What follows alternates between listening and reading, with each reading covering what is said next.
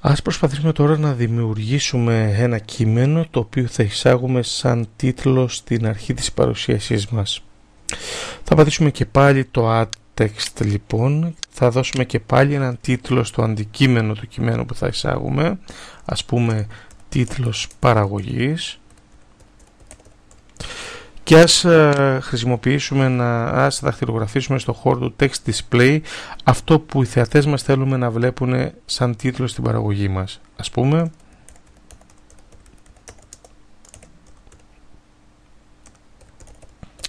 δοκιμαστική παραγωγή.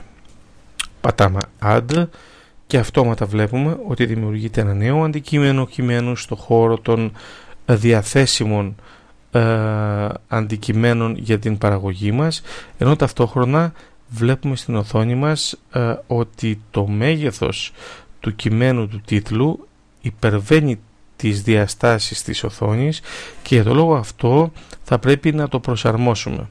Για να το προσαρμόσουμε λοιπόν χρειάζεται είτε να μικρύνουμε τη γραμματοσυρά του τίτλου, είτε να την αφήσουμε ως έχει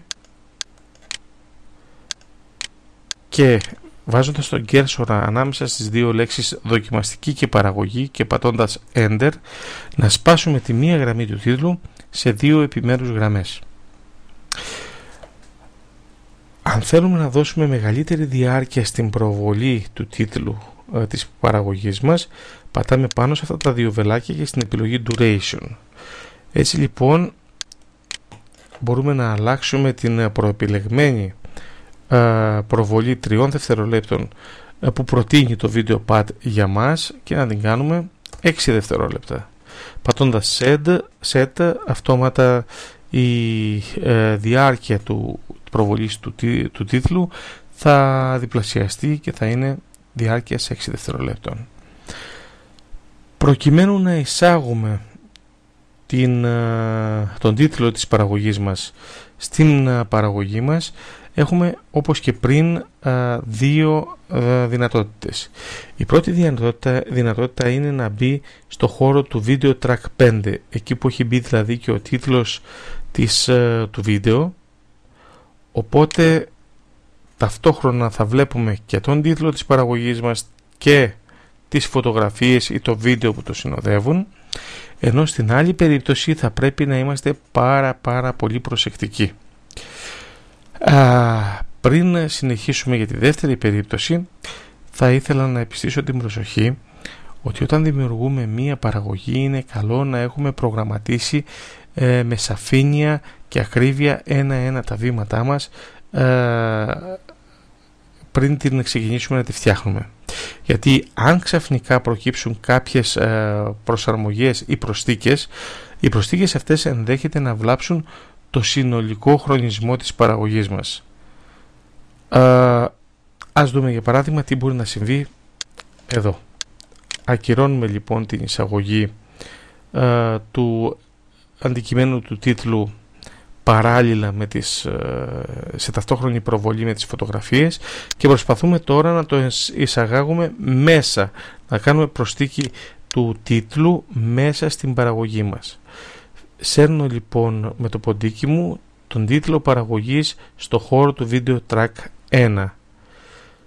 Θα διαπιστώσω ότι επειδή η διάρκεια του τίτλου μου είναι 6 δευτερόλεπτα, θα επικαλύψει τις δύο από τις 3 φωτογραφίες οι οποίες αυτή τη στιγμή ήδη είναι χρονισμένες. Για κοιτάξτε.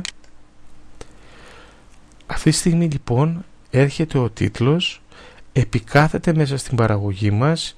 Αυτή τη στιγμή δεν βλέπουμε τις δύο εικόνες γιατί η κάθε εικόνα είχε χρονισμό 3 δευτερολέπτων, άρα 3 και 3 6 δευτερόλεπτα. Ο τίτλος είχε χρονιστεί, αν θυμάστε πριν, με 6 δευτερόλεπτα. Έτσι λοιπόν καλύπτει την προβολή των δύο εικόνων και στην ουσία οι δύο εικόνες είναι σαν να χάθηκαν από την παραγωγή μας. Για κοιτάξτε. Δείχνει μόνο την τελευταία εικόνα και μετά το βίντεο. Και μετά το βίντεο λοιπόν.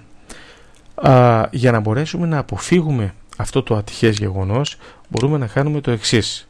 Πριν εισάγουμε τον τίτλο μέσα στην ακολουθία της παραγωγής μας μπορούμε να κάνουμε ένα κλικ στην παραγωγή μας και μετά να τσεκάρουμε δηλαδή ένα από τα αντικείμενά της, ακόμα και το βίντεο, να πατήσουμε Ctrl Α έτσι ώστε να επιλεγούν όλα τα αντικείμενα τα οποία συμμετέχουν στην παραγωγή μας και ελαφρά να σύρουμε την παραγωγή μας προς τα δεξιά έτσι ώστε να υπάρξει κάποιος χώρος για να εισάγουμε αργότερα τον τίτλο τον οποίο έχουμε δημιουργήσει. Στη συνέχεια τσιπάμε τον τίτλο, τον βάζουμε στο χώρο του video track και μετά σταδιακά ξαναφέρνουμε ένα-ένα τα αντικείμενα και τα κολλάμε πάνω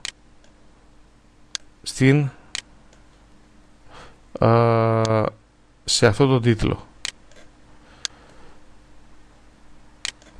Με αυτόν τον τρόπο λοιπόν επαναφέρουμε την παραγωγή μας όπως ήταν, έχοντας ταυτόχρονα την προσθήκη του τίτλου πάνω σε αυτή.